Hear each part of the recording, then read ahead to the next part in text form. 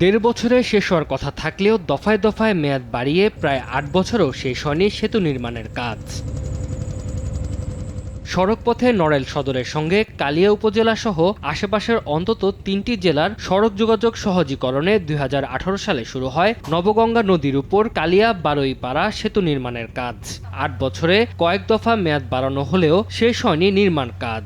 সবশেষ চলতি বছরের সময় বাড়িয়ে ২০২৬-এর জুন পর্যন্ত নির্ধারণ করা হয়। নদীর দুই তীরবর্তী অংশের সংযোগ সড়ক সহ ১১টি পায়ার এবং ১১টি স্প্যান বসানোর কাজ শেষ হলেও মধ্যবর্তী অংশের ৩টি পিলার ও ৩টি স্টিল স্প্যান বসানোর কাজ এখনো বাকি। নকশা ত্রুটিতে নির্মাণ ব্যয় বেড়ে দাঁড়িয়েছে ২.৫ গুণ। এতে ক্ষুব্ধ এলাকাবাসী। আমার প্রতিদিন এইখান থেকে যাওয়া আসা করতে হয়, রোগীদের সেবা দিতে হয়, কিন্তু আমি নিজে যদি সঠিক সময় পৌঁছাতে না পারি তাহলে তো আমার পক্ষে সম্ভব না। হয়েই যাচ্ছে, আমরা শুনতেছি হব বলে তো এই পর্যন্ত হচ্ছে না। খালি সরকারের টাকা নষ্ট আর মানুষের বুগাম।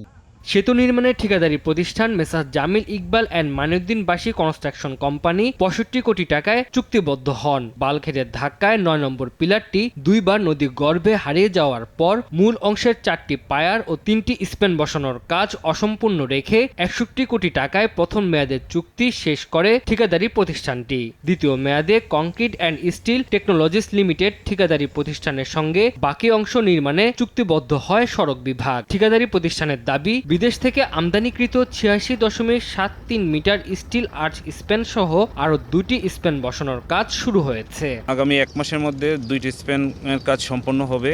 স্টিল আর্চ স্প্যানের কাজ আমরা নির্দিষ্ট সময়ের আগেই সম্পন্ন করে ব্রিজ হস্তান্তর করব।